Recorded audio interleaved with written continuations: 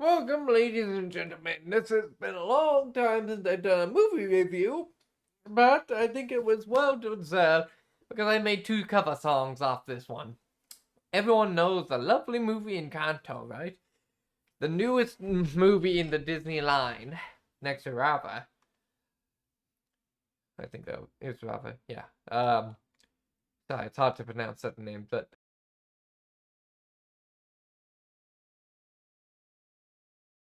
this movie Encanto involves a family boy that's gifted magical powers after a young padre, I think that's the right word, is sacrifices himself, is a better for better terms. And even though our voice had some spoilers, big spoiler warning, like always in any movie review, unless there's movie reviews without spoilers, which is probably very hard to find. Apparently, this movie has not come out in theater. It has not come out on DVD yet. But since I have Disney Plus, I get to see it early without having to go to a movie theater.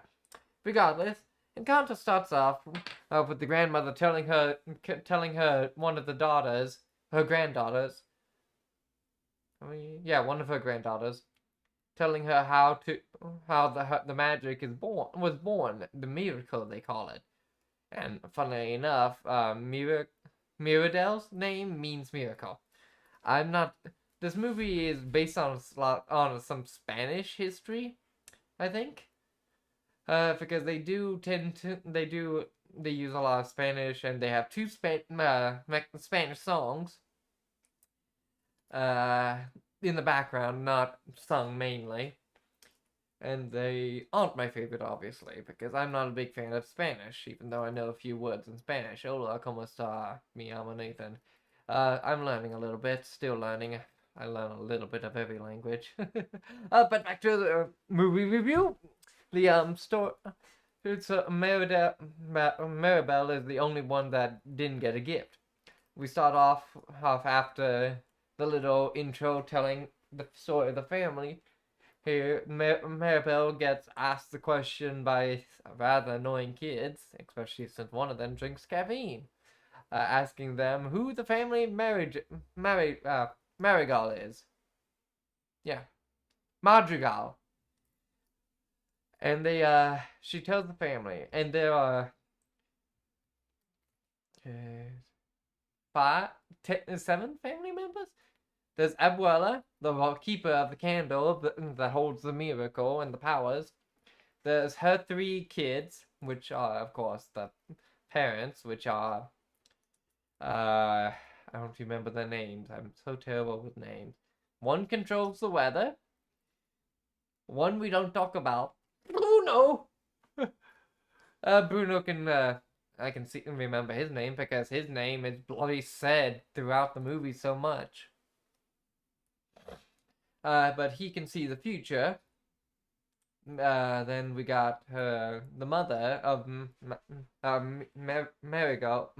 Madriel herself, which heals you with food.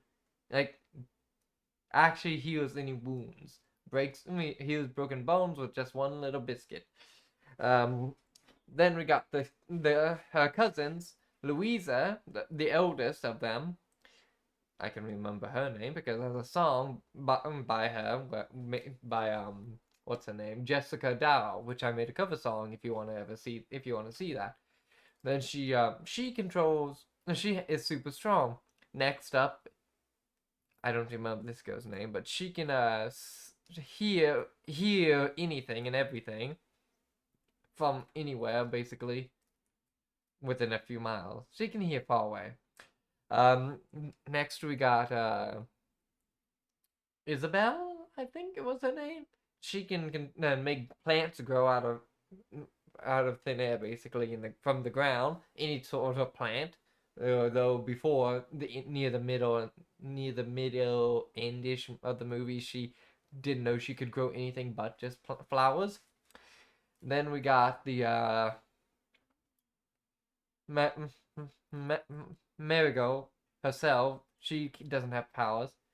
Then the next youngest, the second to last youngest, is the I don't remember his name. Of course I don't. He can. This there's a boy that can shapeshift into any person, and then the youngest, which got his powers a quarter into the movie, he can talk to animals. Now we got the family madrigal uh, explained. Now it's the matter of telling the story real quick. Uh, Marigold, oh, never got powers. Everyone thinks of her as a burden because she doesn't have a power. And Abuela, the grandmother, thinks that the family needs power. It needs the powers to be important, to be help people. So she kind of got blindsided. Marigold uh, can see the cracks the first time before anyone else did. See the house failing in magical powers. She is very jealous about her family having all the magical powers, and her sister Isabel, I think, uh, because she's perfect. She acts perfect, has good hair, cute, even for a cartoon character, but still, she's even annoying. She turns into a better character later. But the family starts feeling weak in powers, but no one wants to admit anything's wrong. Marigold tries to fix everything because she's positive influence and yada yada yada. But she needs to figure out information, and Louise is the only one that has felt anything first. So she tries to talk to her, which of course to no avail, and ends up getting the best one, the second to best song, Surface Pressure, and next song, and then next she goes into Bruno's tower because Bruno disappeared because his visions were normally negative, apparently, at least. That's how people took it. But Bruno disappeared behind the walls of the house, literally. Uh, there won't be any clips because copyright crap. This is. But she finds the vision because he can materialize the visions, at least picture wise, and she found the vision, put them together while a catchy song. We don't talk about Bruno, no, no. We don't talk about Bruno. I'm not gonna sing that whole song. I already did a cover song of that song too. We don't talk about Bruno. But her dad finds out that she knows the vision and knows what's at least part of the vision. Then the sister that can hear everything, hear from far away, heard, and then a big dinner, family dinner happened with a guest for Isabel to marry. The son, but the problem is that it doesn't go perfect because the one that can hear started blabbering about the prophecy and started causing trouble. So then is not Isabel, Madrigal was getting weaker. The family was breaking. Mirada, who was trying to fix everything, but the rat stole the fragments of the vision and took it to Bruno. She finds Bruno. They had a chat. Have a chat. Bruno gives the same vision, but shows the two possible paths. She destroying the family, or she making the family stronger by making up with her sister and, getting closer. Of course, it doesn't work out too well. She does get closer to her sister, but Abuela still thinks she's causing trouble by making her sister less perfect, even though she's perfect just the way she is, being herself, growing more than just flowers, having fun. So then the house starts crumbling, the powers die, everyone just loses everything, even their home, because their home was even magical if it was alive, basically. Everyone loses their powers. Marigold runs away because she's blamed for everything, it seems. Or that's what you would think, she thinks. But then Abuela found her while everyone was looking, and they hug, make up, they sing another good song that I won't cover, but it's a really good song because it's really cheerful and hopeful. But she grows into a better person. The whole family grows, and they finally and Bruno comes back home. Everyone hugs and makes up with him. We have that part of the song about him. So are we talking about Bruno now? It's funny. So then they rebuild the house with the townsfolk. The townsfolk come and help, and though we don't have gifts, we are many, and they help rebuild the Encanta. And then Maribel puts in the last piece of the house, the doorknob, with the letter M for her name, and and the house comes back to life. The front of the door has the picture of the whole family and her at the front, and everyone gets their rooms back, their powers back. It's beautiful, but they also don't use their powers for just taking care of everyone else, but to just be themselves. Personally, I think this movie is really good. It shows about hope and family, but it also shows you not to lose sight of things. Things like when you get a miracle or a gift, don't lose sight of who you are.